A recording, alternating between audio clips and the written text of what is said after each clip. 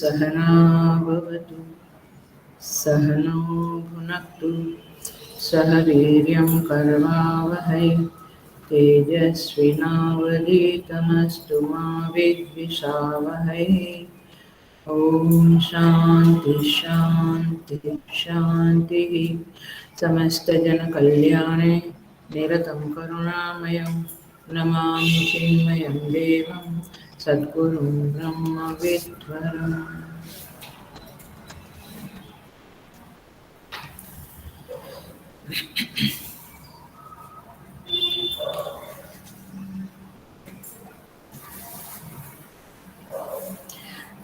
So, Hari Om.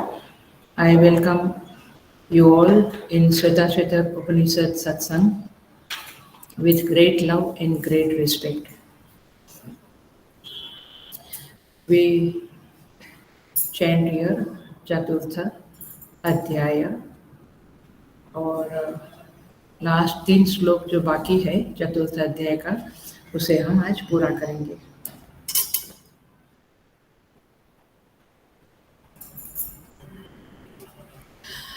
य एको अवर्णो बहुधा शक्ति योगात् वर्णान् अनेकान् निहितार्थो दधाति विचैति चान्ते विश्वमादौ सदेवः स नो बुद्ध्या शुभया संयुनक्तु तदेवाग्निस्तदादित्यः तद्वायुस्तदुचन्द्रमाः तदेव शुक्रं तद्ब्रह्म प्रतापस्तत्प्रजापतिः त्वं स्त्री त्वं पुमान् असि त्वं कुमार उत वा कुमारी त्वं जीर्णो दण्डेन वञ्चसि त्वं जातो भवसि विश्वतोमुखः नीलपतङ्गो हरितो लोहिताक्षः तडिद्गर्भाऋतभः समुद्राः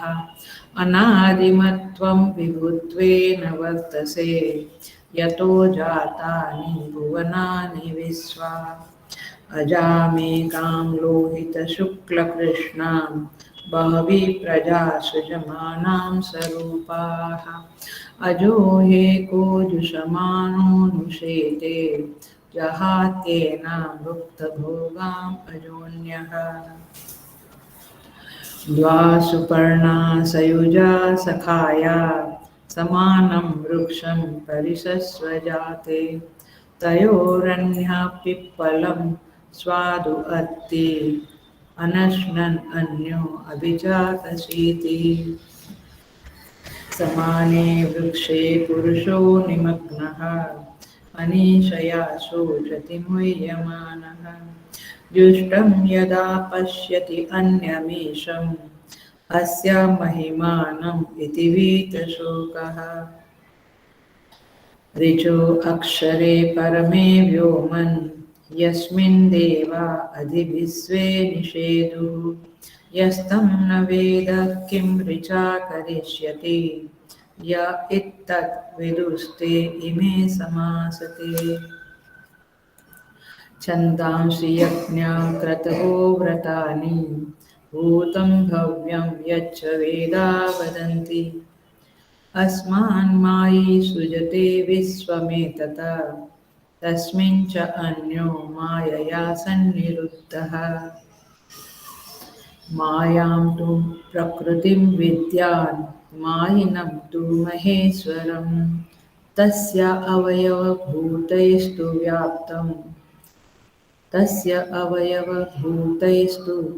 व्याप्तं सर्वमिदं जगत् यो योनिम् अधितिष्ठति एकः यस्मिन् इदं स च नीचैति सर्वम् तमीशानं वरदं देवमीड्यं निचाय इमां शान्तिमत्यन्तमेति यो देवानां प्रभवश्च उद्भवश्च विश्वाधिपो रुद्रो महर्षिः हिरण्यगर्भं पश्यत जायमानं स नो बुद्ध्या शुभया संयुनक्तु यो देवानाम् अधिपः यस्मिन् लोका अधिश्रिताः य इसे अस्य दिक्पदश्चतुष्पदः कस्मै देवाय हविषा विधेम। सूक्ष्मातिसूक्ष्मं कलिलस्य मध्ये विश्वस्य सृष्टारमनेकरूपं विश्वस्यैकं परिवेष्टितारं ज्ञात्वा शिवं शान्तिमत्यन्तमेति। स एव काले भुवनस्य भोक्ता विश्वाधिपः सर्वभूतेषु गूढः यस्मिन् युक्ता ब्रह्मर्षयो देवताश्च तमेवं ज्ञात्वा मृत्युपाशाञ्छिनत्ति। ऋतात् परं मण्डम् इव अतिसूक्ष्मं ज्ञात्वा शिवं सर्वभूतेषु गूढं विश्वस्यैकं परिवेष्टितारं ज्ञात्वा देवं मुच्यते सर्वपाशैः। एष देवो विश्वकर्मा महात्मा सदा जनानां हृदये सन्निविष्टः हृदा मनीषा मनसा विकृप्तः य एतद्विदुः अमृतास्ते भवन्ति। यदा तमस्तन्न दिवा न रात्रिः न सन्नच्चासन् शिव एव केवलः तदक्षरं तत्सवितुर्वरेण्यं प्रज्ञा च तस्मात् वसुता पुराणी। नैनम् ऊर्ध्वं न तिर्यं च न मध्ये परिजग्रभत न तस्य प्रतिमा अस्ति यस्य नाम महद्यशः। आज के 3 श्लोक है 20, 21 और 22। न सन्दृशे तिष्ठति रूपमस्य न चक्षुषा पश्यति कश्चनेनं हृदा हृदिस्थं मनसा य एनम् एवं विदुरमृतास्ते भवन्ति। अजात इत्येवं कश्चिद्भिरुप्रपद्यते रुद्रयक्ते दक्षिणं मुखं तेन मां पाहि नित्यम्। मानस्तोके तनये मान आयुषि मानो गोषु मानो अश्वेषु रीरिषः वीरान् मानो रुद्रभामितो वरिर्ह विश्वत सदं हित्वा हवामहे। इति 4th अध्याय समाप्तः।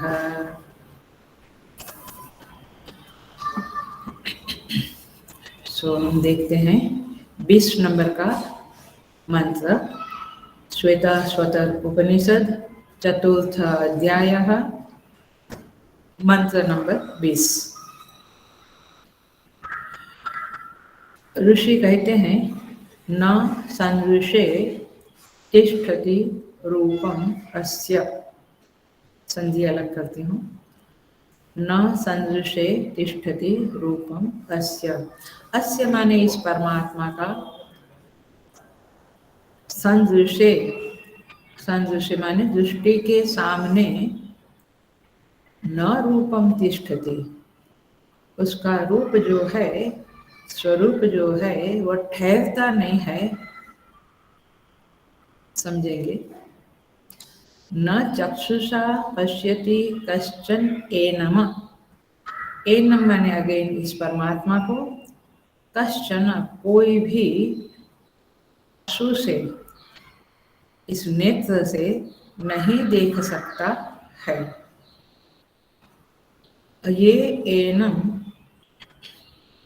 हृदा हृदिस्थम कहते हैं। ये माने जो साधक लोग एनम माने इस परमात्मा को, हृदिस्थम माने हृदय में बैठा हुआ अंतर्यामी रूप से, अंतर्यामी रूप से इस परमेश्वर को हृदा मनसा, हृदा माने भक्ति युक्त होकर और मनसा माने निर्मल मन के द्वारा। चौथी लाइन एवं विदुहु इस प्रकार जान लेता है। कैसे जान लेता है? कि यह चक्षु के द्वारा दिखता नहीं है और ये इसका रूप जो है, स्वरूप जो है, वो आंखों के सामने ठहरता नहीं है। इस प्रकार जान लेता है। एवं विदु ते अमृताः भवन्ति, वे अमृत स्वरूप हो जाते हैं। अर्थात इस परमात्मा को ये प्राकृत नेत्रों से, जो हमारे चक्षु है, उस हमारे प्राकृत नेत्रों से नहीं देखा जा सकता है। We can not see with this eyes.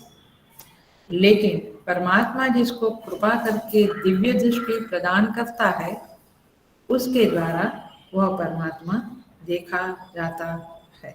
That's the point. सो वो देखा नहीं जाता माने ना सविशेष देखा जाता है, ना निर्विशेष। दोनों ही स्वरूप जो उसके हैं वह देखे नहीं जाते हैं। तो इस तरह से यह मंत्र है, देखते हैं। सो इसका अर्थ ये हुआ, पकड़ में आई दो बातें। आंखों से नहीं देखा जाता और आंखों के सामने ठहरता भी नहीं है। इसको जरा समझेंगे। इसका अर्थ ये हुआ, यह दृष्टा का दृश्य होकर इसका रूप कभी सामने नहीं आता है। जैसे दृष्टा का दृश्य होकर माने वह सामने नहीं आता है। जैसे मैं दृष्टा हूँ, तो मैं इस लैपटॉप को देख रही हूँ, यहाँ बैठे हुए लोगों को देख रही हूँ, मंदिर में यहाँ भगवान की मूर्ति है, विग्रह है, उसको देख रही हूँ। तो मेरे सामने ये सारे रूप आते हैं, दिखते हैं, लेकिन ये इस तरह से परमात्मा को हम दृश्य रूप में नहीं देख सकते हैं। दूसरा वाक्य है, ध्यान से सुनना। ये थोड़ा सा ये मंत्र जरा सा ही है कठिन, बाद में सब कुछ इजी है, वेरी इजी है। वैसे आज का क्लास इजी है। न चक्षुषा पश्यति कश्चन एनम, अर्थात ये जो प्राकृत चक्षु है उसके द्वारा भी वह नहीं देखा जाता है। ऐसा कहने से इसमें इंद्रियत्व का निषेध किया गया है। अर्थात यह आभास भाष्य नहीं है। ये टेक्निकल वर्ड इंट्रोड्यूस किया मैंने, समझे वो समझे, ना समझे तो ठीक है, डजंट मैटर। ये आभास भाष्य नहीं है, चक्षु द्वारा देखा नहीं जाता, माने ये आभास भाष्य नहीं है। और न संदृशे तिष्ठति अस्य रूपम, इसका रूप ठहरता नहीं है, ऐसा कहने में दृश्यत्व का निषेध है। चक्षुषा न पश्यति में इंद्रियत्व का निषेध है, न संदृशे तिष्ठति में दृश्यत्व का निषेध है। मैं समझाती हूँ कैसे आपको समझेगा। तो दोनों में फर्क क्या है? न चक्षुषा और न संदृशे, दो वाक्य है, दोनों में क्या फर्क है? तो एक है आभास भाष्य और एक है साक्षी भाष्य। एक है आभास भाष्य और एक है साक्षी भाष्य। दो शब्द है, थोड़े टेक्निकल वर्ड है। आभास भाष्य माने क्या? माने जो भोक्ता है, जो दृष्टा है, जो जीव है, उसके द्वारा देखा जाता है, उसे कहेंगे आभास भाष्य। ओके, आंखों के द्वारा देखा जाता है आभास भाष्य। एग्जाम्पल, ये घट है, ये आंखों से दिखता है। कैसे दिखता है? ये जो अहम, मैं देखता हूँ, ऐसा हम बोलते हैं ना, तो अहम जानामि, देखता हूँ, सुनता हूँ, सब कुछ को एक शब्द देंगे, जानामि। अहम जानामि, अहम घटम जानामि। तो यह जो दिखता है वो नेत्र के द्वारा दिखता है और उसे हम कहते हैं मैं घट को जानता हूँ। इसका अर्थ है इस घट के साथ तादात्म्य होता है, अभिमान होता है, इसे कहेंगे तादात्म्य अभिमान। तो चक्षुषा दृश्यते, आंख के द्वारा वह घड़ा देखा जाता है, क्योंकि मैं माने मैं, जो मैं करके इन्वर्टेड कोमा में जो मैं है वह, ध्यान से सुनना, जो मैं है, दृष्टा, भोक्ता, श्रोता, जो भी कहो, वह इस चक्षु के साथ तादात्म्य करता है। तादात्म्य माने आइडेंटिफिकेशन करता है। देखता है चक्षु, लेकिन बोलता हूँ क्या मैं देखता हूँ। समझ में आ रहा है बात है? तो मैं जो है वह नेत्र के साथ, चक्षु के साथ माने आंखों के साथ तादात्म्य करता हूँ, आइडेंटिफिकेशन करता हूँ, स्वाभिमान करता हूँ, अभिमान करता हूँ। अभिमान माने शास्त्र में तादात्म्य, आइडेंटिफिकेशन। और फिर मैं कहता हूँ अहम घटम पश्यामि, अहम घटम जानामि। तो इस तरह से यह परमात्मा जो है, जैसे मैं घट को देखा आंखों के साथ तादात्म्य करके, घट को जाना, इस तरह से यह परमात्मा नहीं देखा जाता है, नहीं जाना जाता है। समझ में आया? ओहो, हमको तो लगता था कि इन आंखों के द्वारा हम प्रभु को देखेंगे। ये कभी नहीं होगा। और यदि ये हुआ तो ये गलतफहमी होगी, भ्रांति होगी। सो यह, इसको मैं शास्त्रीय भाषा में बोलूं तो यह नेत्र प्रत्यक्ष नहीं है। आया?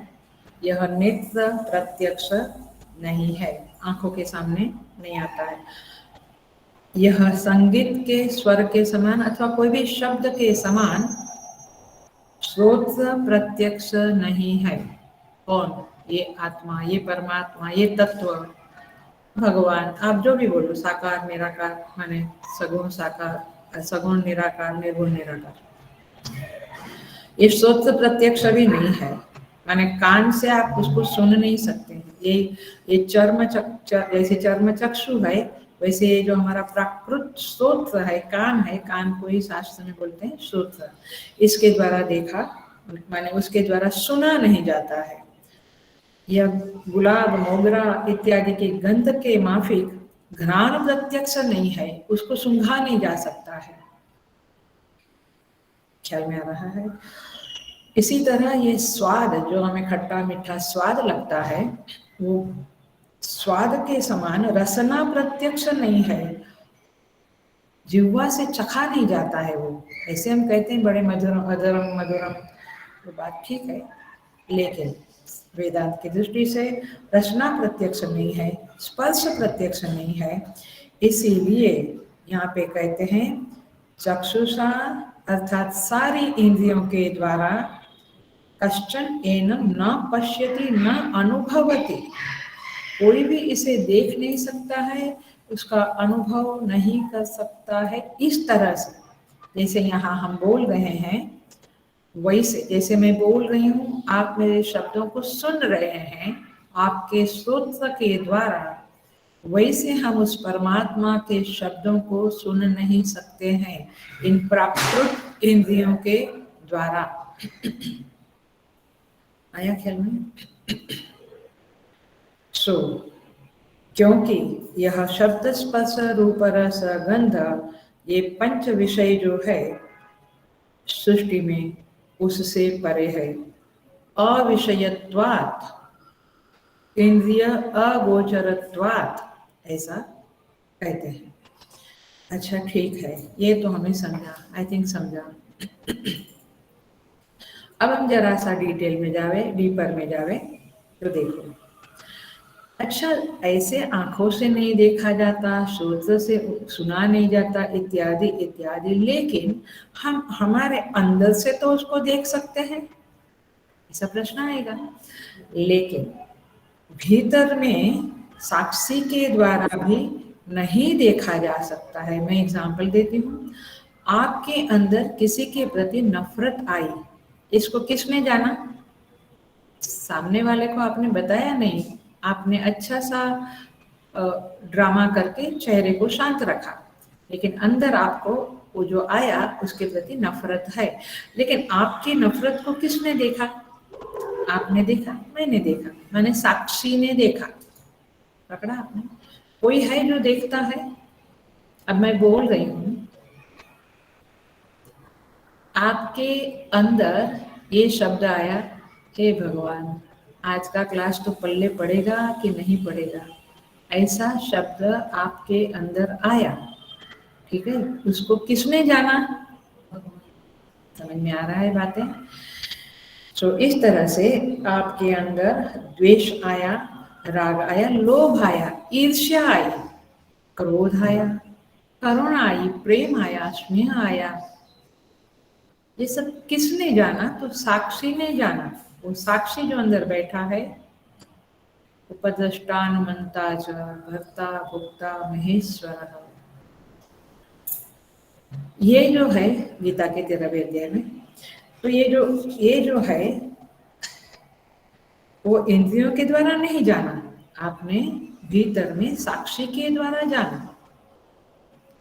और एक एग्जांपल देती हूँ, आपका स्वप्न किसने जाना? स्वप्न में जो कुछ भी देखा, सुना, चखा, वो सब किसने जाना? साक्षी ने जाना। और वो इंद्रियों से नहीं जाना गया। सुषुप्ति भी साक्षी के द्वारा जानी गई। सुख दुख राग द्वेष ये सब साक्षी के द्वारा देखा। तो ये जो परमात्मा है वह इस तरह से अंदर से, क्योंकि ये जो राग द्वेष सुख दुख है वो अंतःकरण के ही वृत्तियां हैं, तो ये वृत्तियां अंतःकरण देखती है ऐसा नहीं कहा जाएगा, साक्षी उस अंतःकरण की वृत्तियों को देखते हैं। तो इसका अर्थ ये हुआ कि ये अंदर जो है वह साक्षी भाष्य है, बाहर जो है वो आभास भाष्य है। पकड़ में आ गया अभी? आभास भाष्य माने हमें आंखों के द्वारा कुछ दिखता है, कानों के द्वारा कुछ सुनते हैं, ये सब आभास भाष्य है। वह जीव, वह भोक्ता जो मैं, वह इंद्रियों के साथ तादात्म्य करता है और चीजों को देखता सुनता इत्यादि है। वैसे साक्षी अंदर की वृत्तियों को देखता है।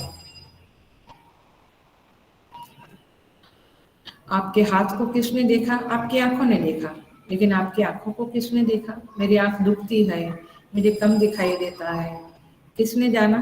साक्षी ने। अरे बेटी, तो जो स्थूल है वो तो इंद्रियों के द्वारा दिखता है, बट जिन इंद्रियों के द्वारा स्थूल दिखता है उस इंद्रिय को देखने वाला तो साक्षी है।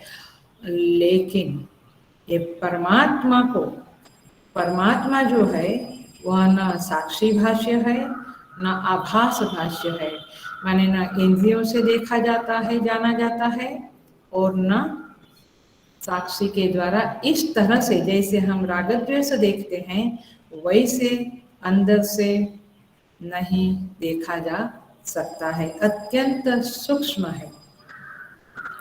आगे बताती हूँ 2 मिनट में कि साक्षी के द्वारा भी कैसे नहीं देखा जा सकता है। तो क्योंकि आत्म तत्व उन सबसे विलक्षण है। विलक्षण शब्द का अर्थ मैंने वाशी में तो बहुत ठोक के बताया है, शायद थाने में भी बताया है। जैसे आकाश और नीलिमा, तो नीलिमा, आकाश नीलिमा से विलक्षण है ऐसा कहा जाएगा, क्योंकि नीलिमा कुछ है ही नहीं वास्तव में, आकाश ही आकाश है। वैसे आत्मा ही आत्मा है। ये इंद्रिया अंतःकरण वगैरह आकाश में नीलिमा की भांति प्रतीत होते हैं रियलाइजेशन के समय, अथवा रियलाइजेशन जिनको होता है उनको इस तरह से प्रतीत होते हैं। न साक्षी भाष्य है न आभास भाष्य है, यह आपका परमात्मा। तो फिर न संदृश्य तिष्ठति रूपमस्य, इसका रूप आंखों के आगे ठहरता नहीं है। हम ध्यान करते हैं और फिर वो हम कई लोग बात करते हैं ऐसे कि एक आधी मिनट तो दिखता होगा उनका रूप, बाद में नहीं दिखता है। आप आंख बंद करते हैं तो श्री कृष्ण का रूप आपको दिखा, यहाँ जो मूर्ति है उसका रूप दिखा आपको आंखों में, आंखें बंद करने के बाद, लेकिन वो ठहरता नहीं है। लेकिन ये जो मंत्र है, ये मंत्र उस तरह की बातों करने के लिए नहीं है। इसका जो अंडरस्टैंडिंग है वो थोड़ा अलग ही है। ये जो हम कहते हैं कि मुझे मेरा चित्त वृत्ति भगवान में टिकता नहीं है, मैं देखता हूँ लेकिन वो रुक चला जाता है, और फिर सब्जी आती है, और फिर पिज्जा आता है, फिर गुलाब जामुन आते हैं चित्त में, ऐसी बातें नहीं है। न संदृश्य रूपमस्य, इसका रूप आंखों के सामने ठहरता नहीं है। मैंने ये बात आपको एक जस्ट रेफरेंस दूं तो श्रीमद् भागवत में नारद जी कहते हैं कि उनको एक क्षण के लिए झलक दिखा दी प्रभु ने, वो रूप ठहरा नहीं, एक क्षण, पल, कुछ सेकंड्स के लिए परमात्मा ने उसके आंखों के सामने दर्शन दिया। वो अलौकिक तरह से होता है, लौकिक नहीं है। लेकिन बाद में फिर प्रभु नहीं दिखे, और फिर आकाशवाणी हुई कि तुम्हारा इतना ही पुण्य था तो तुम्हें इतनी झलक मिली, तुम खूब तपस्या और साधना करो इस जन्म में, फिर अगले जन्म में तुम्हें दर्शन होगा। भागवत जी में आता है। तो इस तरह से यहाँ पे न सदृशम तिष्ठति रूपमस्य न चक्षुषायनम पश्यति, न प्राकृत आंखों के द्वारा देखा जाता है, न साक्षी के द्वारा देखा जाता है। इसको शास्त्रीय भाषा में बोलेंगे तो न ये प्रत्यक्ष प्रमाण का विषय है, न अनुमान प्रमाण का विषय है, न शब्द प्रमाण का विषय है। माने प्रत्यक्षतया नहीं देखा जाता, अनुमान से नहीं जाना जाता, न शब्द प्रमाण। लेकिन वेद के जो शब्द है यानी अलौकिक शब्द प्रमाण का वह विषय जरूर है। यहाँ पे जो हमारी वृत्तियों को, हमारी सुषुप्ति को, हमारे स्वप्न को अंदर से देखता है, वो जानने वाला साक्षी जो है वही ब्रह्म है, और इसीलिए देखने वाला ही दिखने वाला है। आया तो वो कहाँ से कुछ देखेगा, यानी वो देखने वाला जो है, जो देखता है साक्षी, वही ब्रह्म है, तो स्वयमेव स्वयं को देखता है। इस तरह से बात होगी। इसका अर्थ ये हुआ कि केनोपनिषद के मंत्रों में बहुत अच्छी तरह से क्लैरिटी मिली है हमें। वहाँ कहते हैं ऋषि गुरु, यच्चक्षुषा न पश्यति येन चक्षुषि पश्यति तदेव ब्रह्म त्वं विद्धि नेदं यदिदं उपासते। कहते हैं यत् चक्षुषा न पश्यति, चक्षु के द्वारा वह देखा नहीं जाता है, लेकिन येन चक्षुषि पश्यति, जिनके कारण, जिनके द्वारा, जिनकी सत्ता से ये चक्षु देखता है। पकड़ में आ रही है बातें या ऊपर से जा रही है? आंखें जो देखती है वह आंखों के द्वारा वो देखा नहीं जाता, इतना समझा? लेकिन जिनके कारण मेरी आंख देख सकती है, because of him the lord I am able to see, वो कौन है? वो ही ब्रह्म है। तदेव ब्रह्म त्वं विद्धि, तद एव, उसे ही तुम ब्रह्म जानो, जिसके कारण मैं देख सकता हूँ, बोल सकता हूँ। समझ में आ रहा है? अभी ये वेदांत की भाषा है। येन चक्षुषि पश्यति तदेव ब्रह्म त्वं विद्धि नेदं यदिदं उपासते न इदं यद इदं उपासते। जिनकी तुम उपासना करते हो वो तो द्वैत हो गया, जिनकी तुम उपासना करते हो वो ब्रह्म नहीं है। अय्या, मैं तो जिनकी उपासना करता हूँ उनको ही ब्रह्म मानता हूँ, भगवान मानता हूँ, आत्मा परमात्मा मानता हूँ।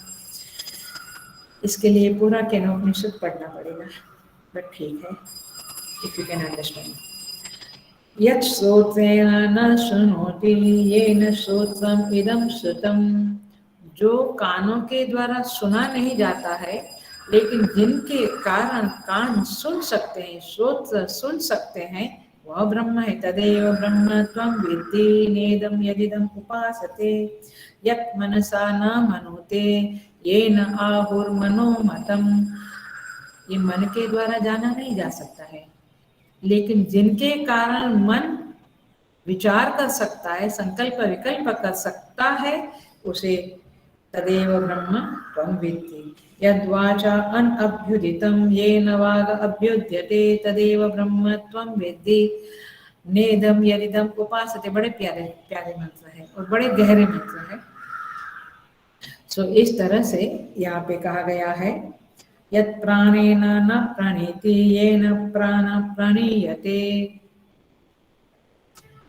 तो इस तरह से यहाँ पे कहा गया है कि वह ब्रह्म न संदृशे तिष्ठति रूपमस्य, इसका रूप आंखों के सामने नहीं ठहरता है, इन चक्षु के द्वारा और भगवान कभी नहीं देखा जाता। हम छोटे थे तो हमको लगता था ना हम भगवान को देखें कैसे होंगे, अथवा हमें इच्छा रहती थी कि हम प्रभु को दर्शन करें, साक्षात्कार करें, बट तभी कुछ समझता नहीं था कि दर्शन करें माने क्या, साक्षात्कार करें माने क्या, रियलाइजेशन होवे हमें इसका क्या अर्थ है, कुछ समझता नहीं था। लेकिन अभी हम लोगों को समझ में आता है थोड़ा थोड़ा शब्दों के द्वारा।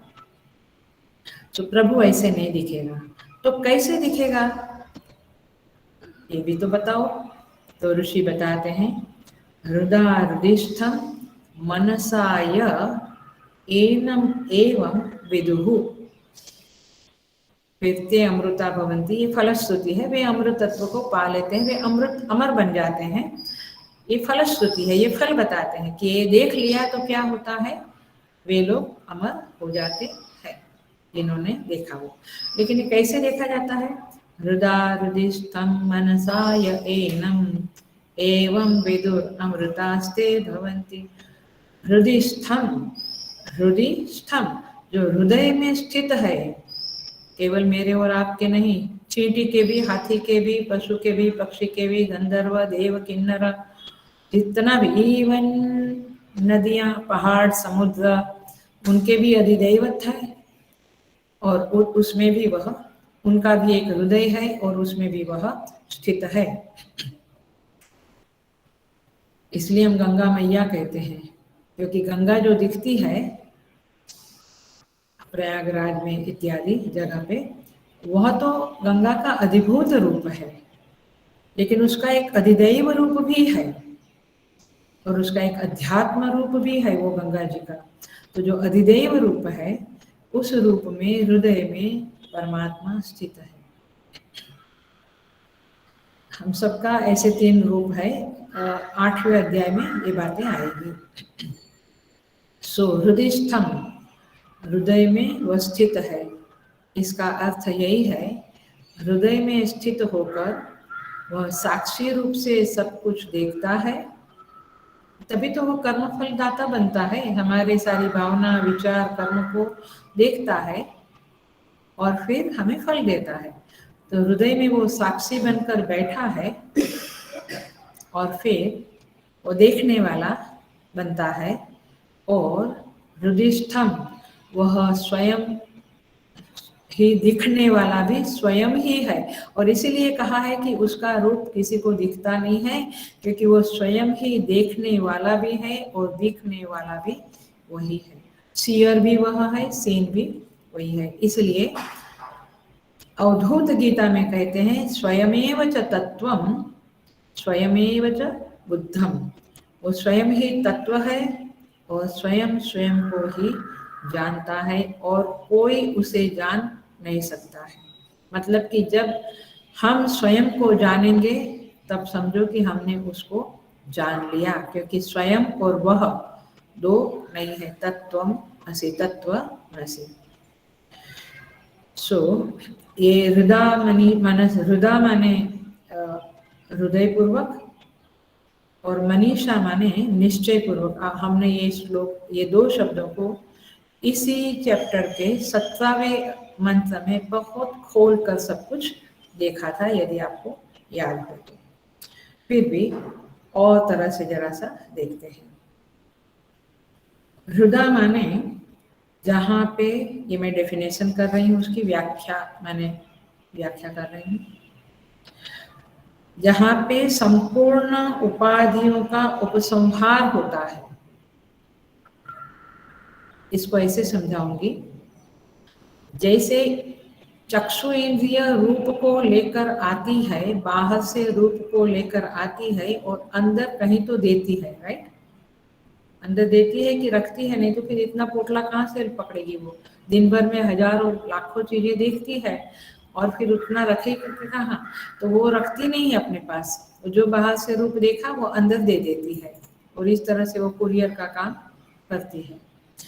सो संपूर्ण उपाधियों का उपसंहार स्थान, इसी तरह से श्रोत्र जो शब्द सुनता है वो अंदर दे देता है, तो अंदर जाकर जहाँ पे ये सारी चीजें पड़ी रहती है, जहाँ पड़ी रहती है वहीं पे हृदय भी है। तो यह हृदय, हृदय का अर्थ है उपाधियों के उपसंहार का स्थान। हृत माने हरति इति हृत, जो हरण करता है माने इंद्रियों के द्वारा दिया गया सारी चीजों को अपने पास रख लेता है, इसलिए उसको निधानम बोलते हैं। उसका एक नाम है निधानम, 9th चैप्टर में आता है ये शब्द। तो ये है हृदय माने हृदय, जहाँ पे समाधि लगती है। ये बहुत अनुभव है तब ये बातें समझती है। कम से कम आप समझ लो ध्यान जहाँ पे लगता है, जिसका लगता है ये बात नहीं कर रही हूँ। Hello, be attentive in my words. जिसका ध्यान लगता है वो बात नहीं कर रही हूँ मैं। क्या बोली मैं? जहाँ लगता है, be attentive, be very very very subtle. ये ध्यान जहाँ लगता है उस स्थान को हृदय कहते हैं। पकड़ा? जिसका लगता है वो नहीं, जहाँ लगता है, जहाँ समाधि लगती है, उस समाधि का जो अधिष्ठान है उसका नाम है हृदय अथवा हृदय। और जो कल्पनाएं हमारे चित्त में होती है, जरा सटल है, थोड़ा सा एकदम फोकस कर लो, एकदम फोकस कर लो। उस जो कल्पनाएं हमारे मन में होती है, मैं 5 बजे उठूंगा, फिर मैं ध्यान करूंगा, जप करूंगा, स्टडी करूंगा, अथवा मैं शाम को घूमने जाऊंगा, I will do the walking, do the yoga. ये जो आपके चित्त में चलता रहता है, हमारे चित्त में, ये मन में जो कल्पनाएं उठती है, शमती है, उठती है, शमती है, तो कल्पना का अधिष्ठान जो है वह है मन। लेकिन समाधि का अधिष्ठान जो है वह है हृदय। मैं फिर से बोलती हूँ, थोड़ा सा भी अनुभव होगा हमें, थोड़ी सी झलक भी मिली होगी, तो ये अच्छी तरह से समझेगा, बहुत अच्छी तरह से समझेगा। क्योंकि ये कितना भी बोलने से मैं बोलूँ और आप समझ जावे, आई डोंट नो, थोड़ा कठिन है। लेकिन थोड़ा ध्यान का अनुभव है उन लोगों को समझेगा।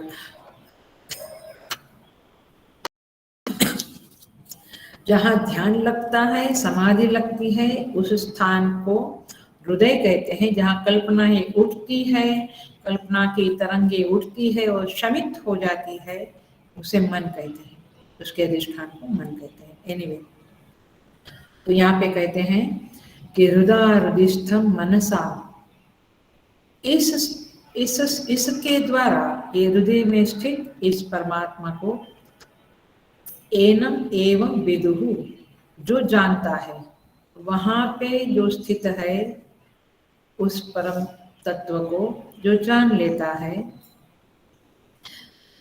माने आंख बंद करके जो हम रूप को देखते हैं वो नहीं, हाँ प्लीज, लेकिन जहां देखते हैं वह ज्ञान के द्वारा उस जगह को आप स्पर्श तो अवश्य कर सकते हैं, ये मैं दावे के साथ कह सकते हैं।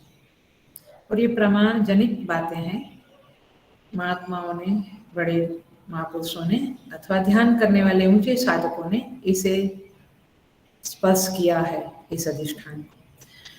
अस्तु, तो यहाँ पे कहते हैं हृदय हृदयस्थम मनसा एनम एवं विदुहु अमृतास्ते भवन्ति।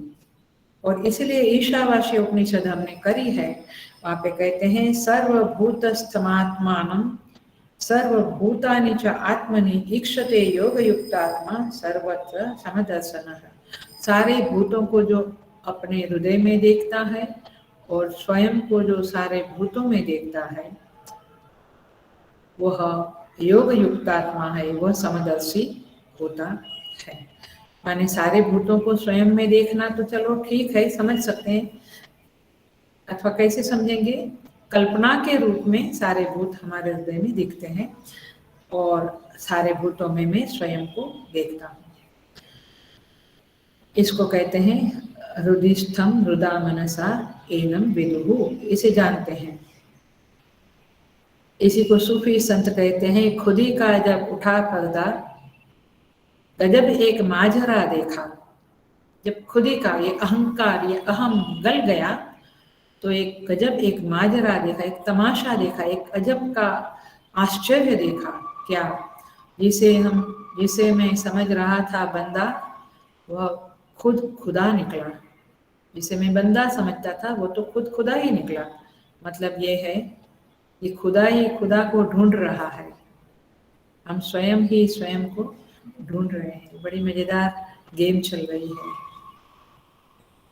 इसी सेंस में जो उस अधिष्ठान में स्थित हो गया है, समाधि का जो अधिष्ठान है वहाँ स्थित हो गया है, वो संत कबीर ऐसा कह सकता है, सोवत जागत पड़े उताने, कहत कबीर हम वहीं ठिकाने।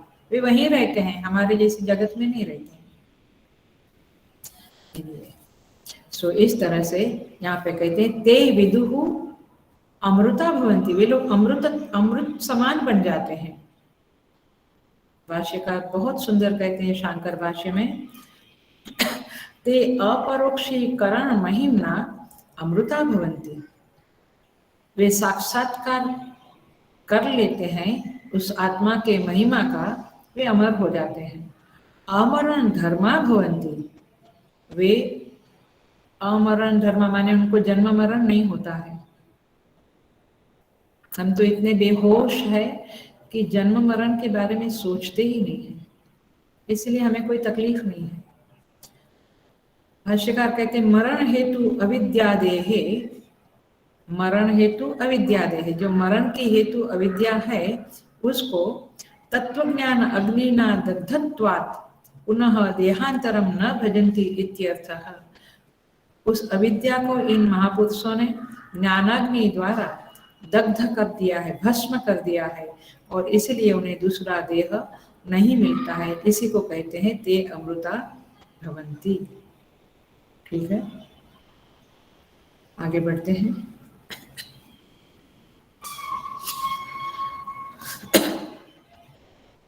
इक्कीस नंबर का मंत्र 21 ट्रांसलेशन करते हैं। अजात इति एवं कश्चित भीरु प्रपद्यते।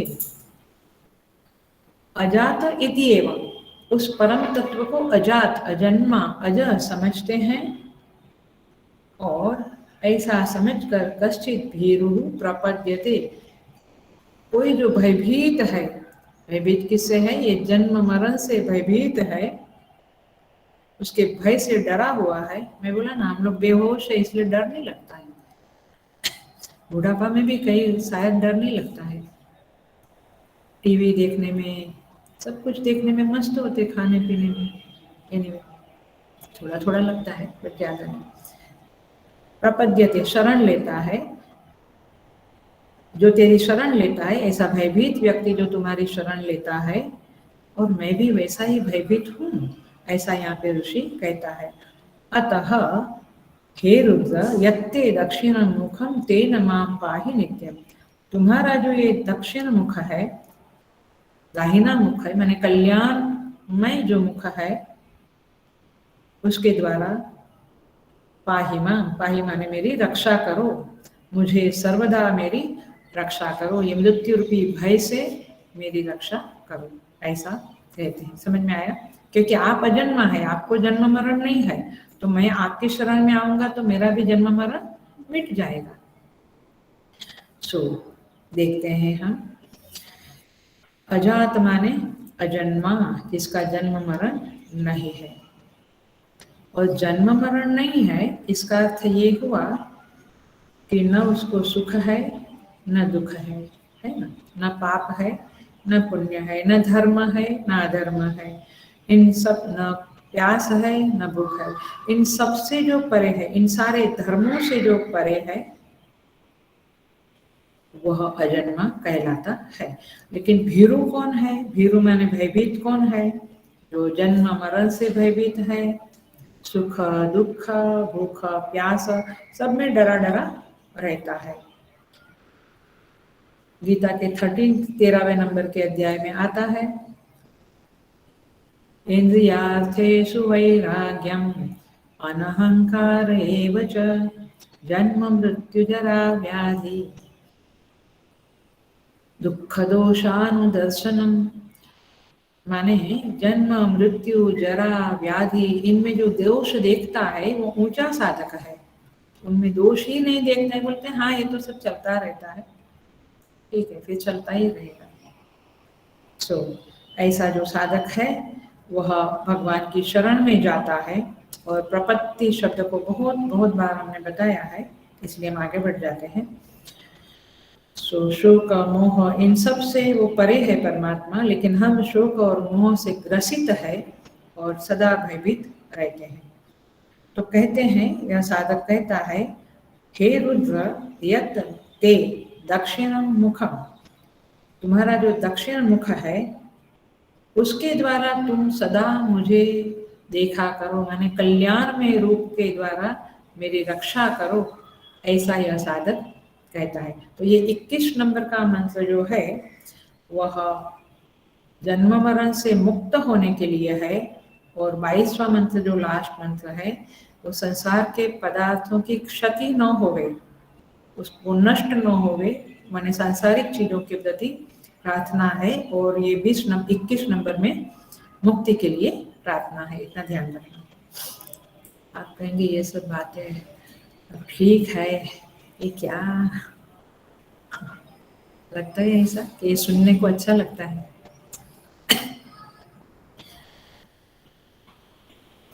ये सुनेंगे तो जागेंगे, नहीं तो वो संत कहती है ना, एक स्त्री संत का एक पद है,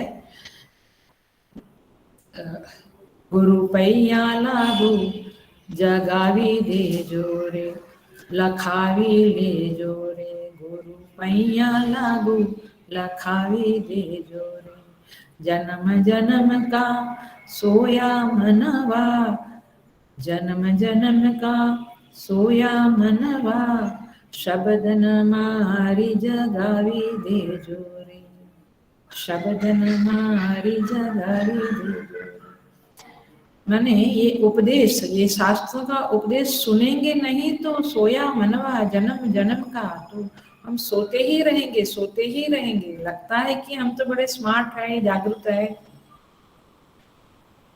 वो कहती है कि वो गांव माने लोग जाते हैं संत के पास, वो नहीं जा सकती है, तो वो कहती है कि गुरु को मेरा प्रणाम कहना, पैया लागू और लखा भी दे दो, बता देना उनको कि मैंने आपको प्रणाम भेजा है। और एक बात मेरी तरफ से कहना कि मेरा मनवा, ये जो जीव है ये सोया पड़ा है जन्म जन्म का, आप कुछ मुझे शब्दन देना, शब्दन माने उपदेश, शब्दन मारी जगा भी दे जो रे, मुझे जगा देना हे मेरे गुरु। तो इस तरह से ये शास्त्र में जब हम बोर होते हैं तो उसका अर्थ यह है कि ये सोया मनवा जागना ही नहीं चाहता है। वो कहता है अभी क्या ये सब, क्या आत्मा परमात्मा हृदय में बैठा, लेकिन उसको जगाना है तो आपको उपदेश सुनना ही पड़ेगा, सुनना ही चाहिए। इसीलिए यहाँ पे कहते हैं आपके दक्षिण मुख के द्वारा आप मेरी रक्षा करें हे रुद्र। ये रुद्र शब्द जो है उसका अर्थ होता है रोदयति इति रुद्र। आप लोग रुद्राभिषेक करते हो ना, तो समझो रुद्र कौन है, रोदयति। रोदयति माने जो रुलाता है। हाँ रुलाता है तो हम रुद्राभिषेक नहीं करेंगे। आप रुद्राभिषेक करेंगे तो वो रुलाएगा आपको। अरे हाँ, कैसे रुलाएगा? चूंकि आप रुद्राभिषेक करते हो तो वो प्रसन्न होकर आपको रुलाएगा। प्रसन्न होकर कोई रुलाता है? हाँ। क्या करेगा वो आपके अविद्या के रोग को दूर करने के लिए आपके ऊपर प्रसन्न हो जाएगा। ये भाषा समझिएगा जो मैं बोल रही हूँ। और फिर वह आपको गुरु देगा।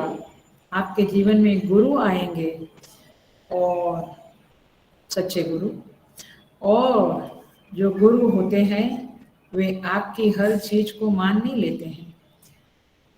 माने जो गुरुकुल में रहते हैं अथवा हमारे जो सांदीपनी विद्यालय है, हमारे जो साधनालय है, उसमें जो रहने वाले वे जानते हैं कि गुरु आपकी हर इच्छाओं को पूरी नहीं करते हैं, और आप में जो राग द्वेष है, संसार में जो आसक्ति है, उसको छुड़ाने के लिए गुरु आपके सामने रुद्र होकर प्रकट होता है, डांटता है, डंडे से मारता भी है। हमने तो सब सहा है, 10 साल हम गणेशपुरी आश्रम में रहे, बहुत कुछ सहन किया है।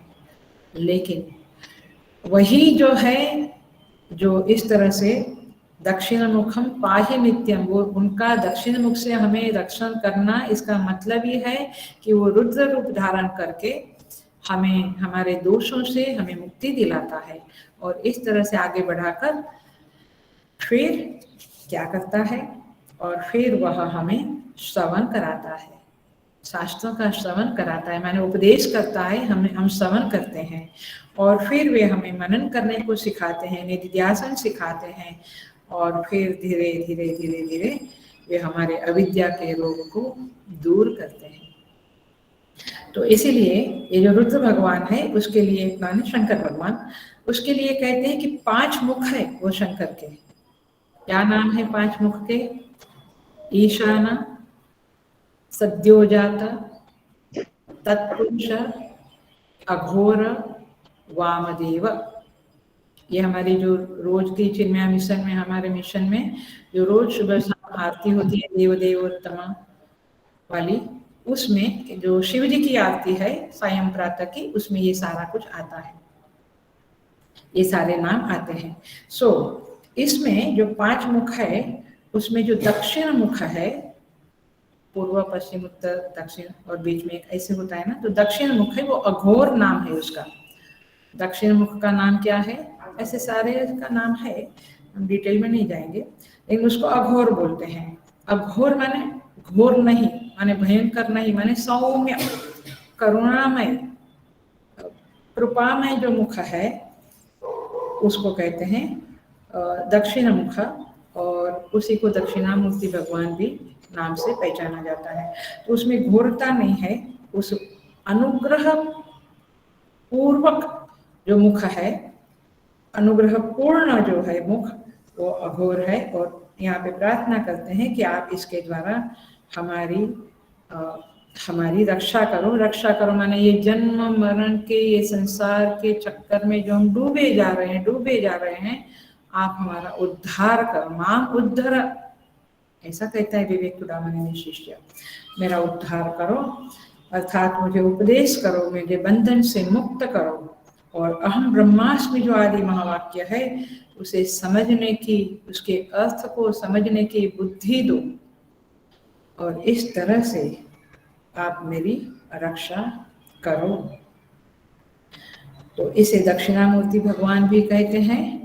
दक्षिणामूर्ति इसी को हम कहते हैं, जो हम गुरु स्तोत्र गाते हैं ना, ज्ञानतिमिरान्धस्य ज्ञानाञ्जनशलाकया चक्षुरुन्मीलितं येन तस्मै श्री गुरवे नमः। तो अज्ञान तिमिरांधस्य, जो अज्ञान रूपी अंधकार है, उसे ज्ञान रूपी अंजन लगा दो। अंजन माने जैसे काजल लगाते हैं, वैसे एक उस ज्ञानांजन कहते हैं। उस ज्ञान रूपी अंजन शलाका से आप मेरे अंधकार को दूर करो, और चक्षुरुन्मीलितं येन, मेरे चक्षु को पलट डालो, उन्मिलित कर डालो। ये जो अभी संसार में ही देखता है, उसको ऊपर परमेश्वर की तरफ देखने के लिए उसको उन्मिलित करो। उसी को मीरा कहती है, पलट गई मेरी नयन पुतरिया, मोहे लागी लगन गुरु चरण के। ये जो कहते हैं वो यही है। तो ये अध्यात्म के गहरे शब्द है, बट संतों ने बहुत अच्छी तरह से अपने भजन में लगाया है। इसलिए भजन भी बहुत सुंदर चीज है। शास्त्र पढ़ लिया तो भजन करना ही चाहिए, क्योंकि भजन करने से वो सारे शास्त्रों की बातें हमारे हृदय पटल पर खुल जाती है। तो उससे आप हमारी रक्षा करो। इसी तरह से दक्षिणामूर्ति भगवान को कहते हैं उपदेश कुशल मुख। ये जो ये दक्षिण मुख से मेरी रक्षा करो। तो ये दक्षिण मुख जो है, तो दक्षिणामूर्ति भगवान का जो मुख है वो क्या है, उपदेश कुशल, ऐसा उनको कहते हैं।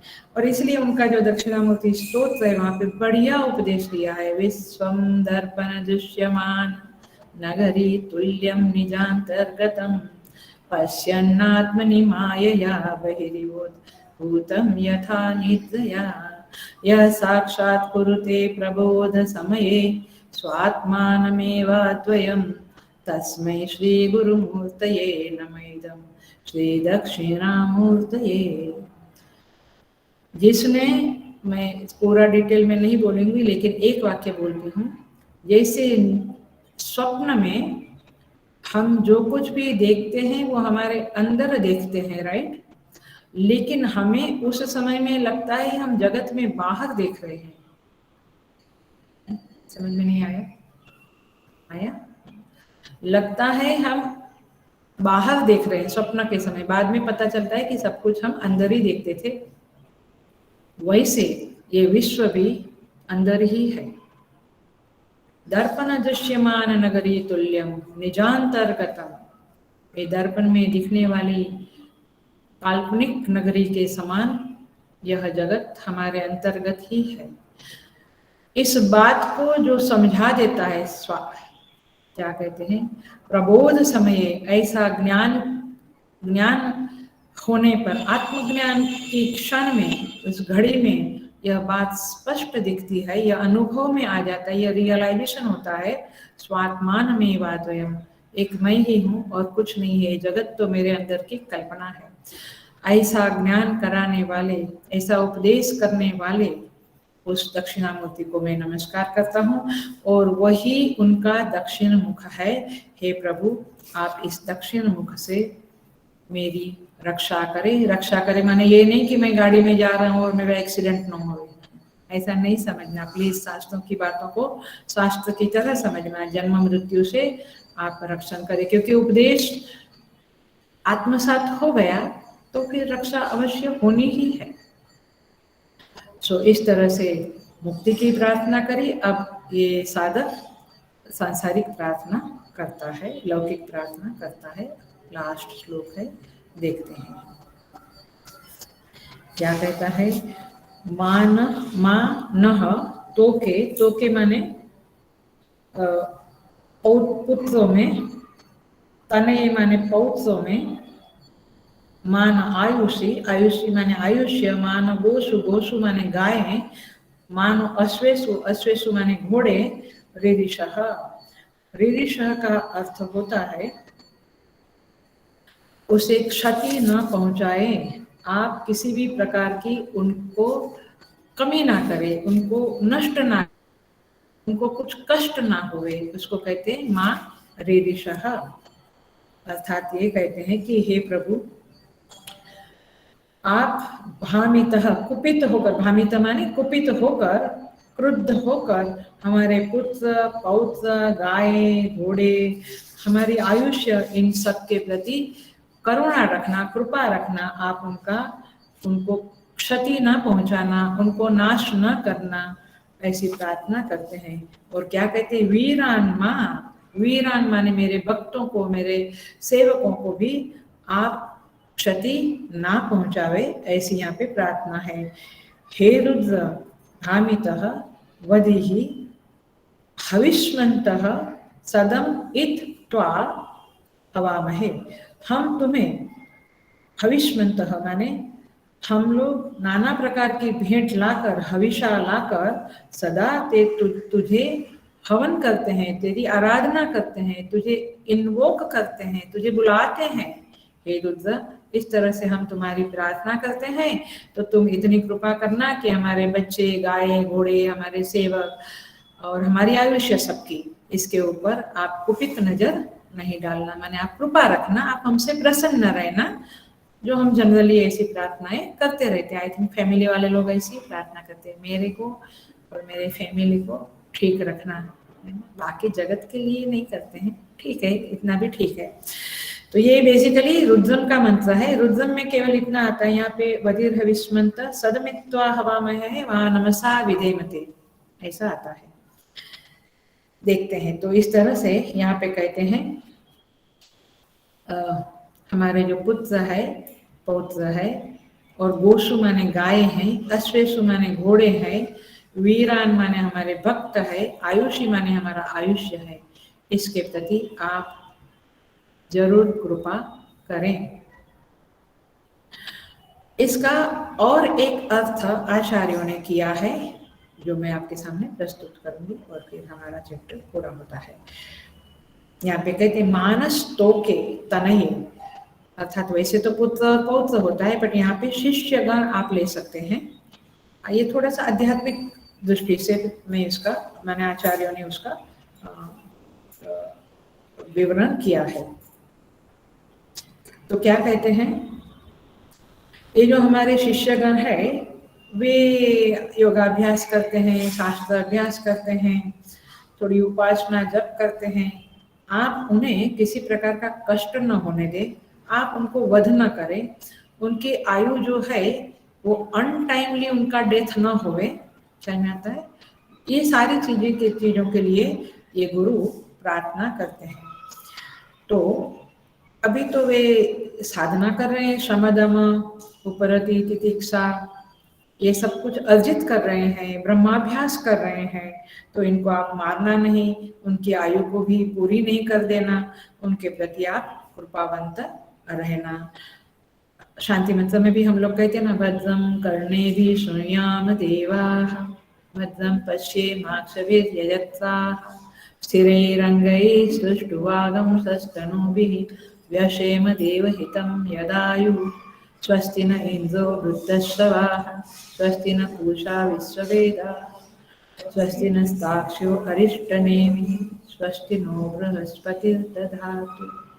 ओम शांति शांति शांति।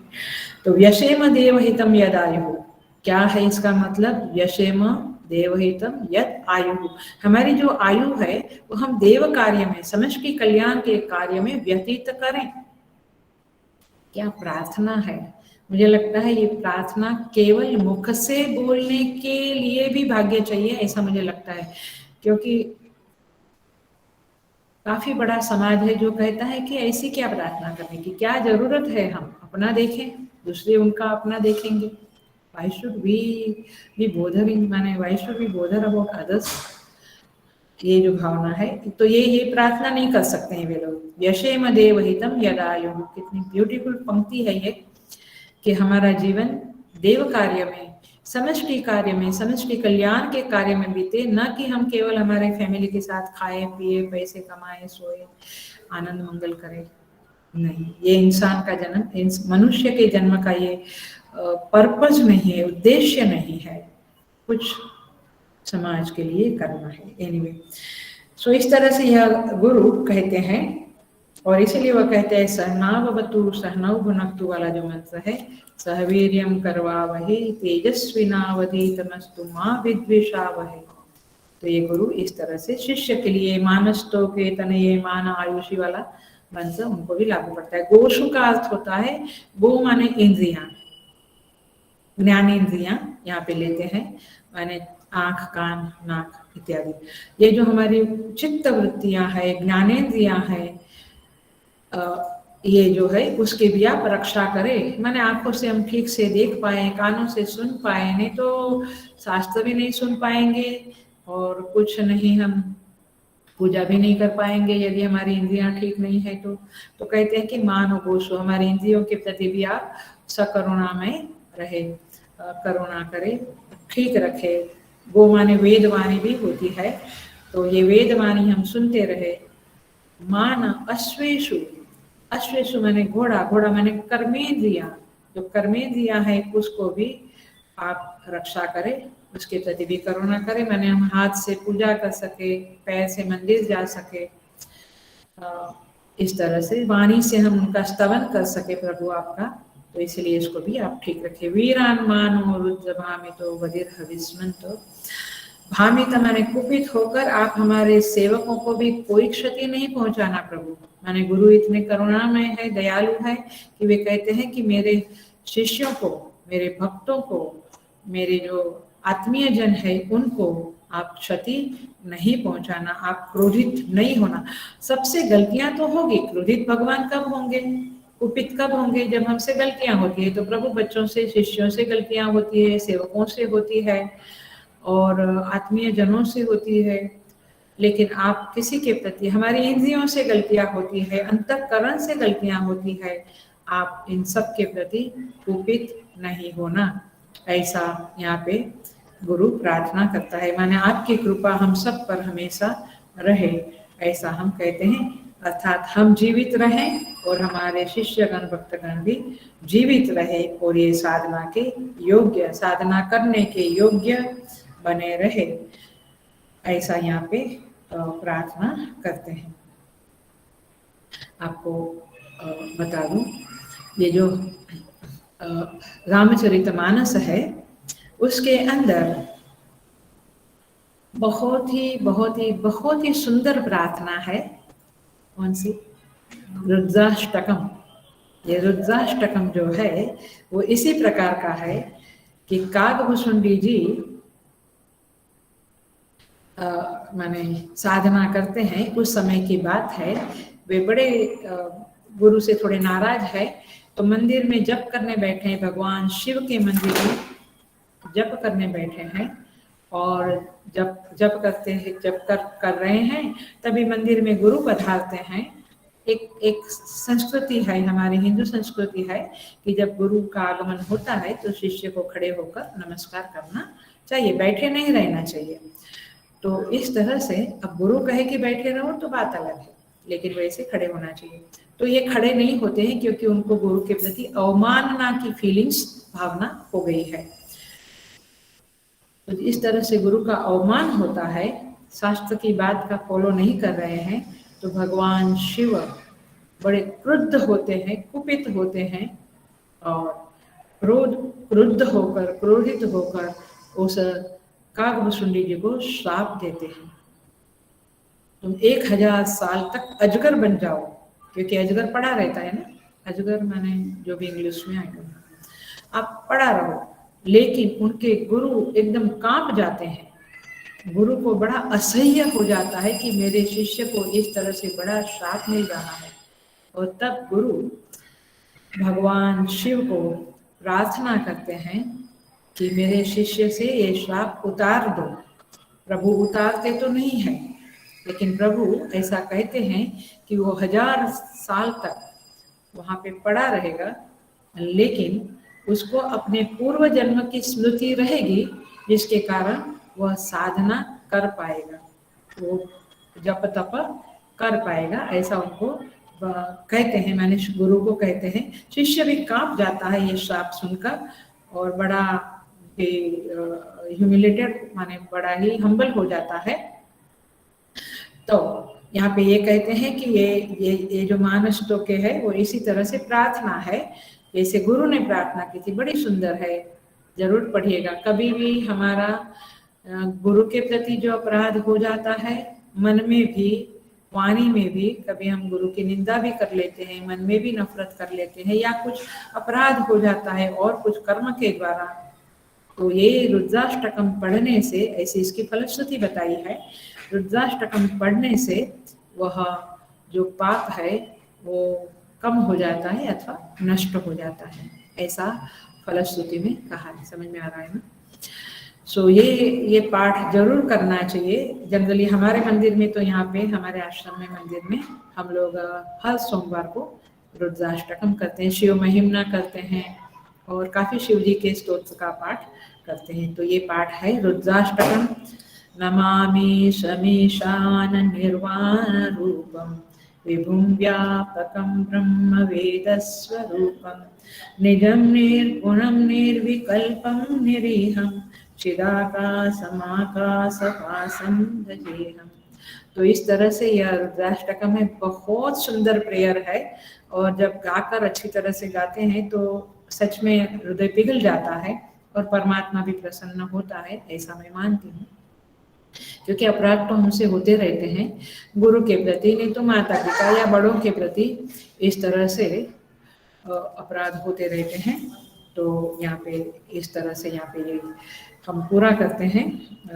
ये चतुर्थ अध्याय पूरा हो रहा है, यहाँ पे पूरा हुआ है अभी, और अगले क्लास में हम 5वां अध्याय प्रारंभ करेंगे श्वेताश्वेतर उपनिषद का। और ये चतुर्थ अध्याय हम परमात्मा के चरणों में, गुरु के चरणों में अर्पण करते हैं और पूरा करते हैं। ओम पूर्णमदः पूर्णमिदं पूर्णात् पूर्णमुदच्यते पूर्णस्य पूर्णमादाय पूर्णमेवावशिष्यते। ओम शांति शांति शांति। हरि ओम। गुरुभ्यो नमः। हरि ओम। May God bless you all. भगवान शिव हम सबके ऊपर कृपा रखे और हमें इस मुक्ति तक पहुंचाए, यही प्रार्थना करते हैं। हरि ओम।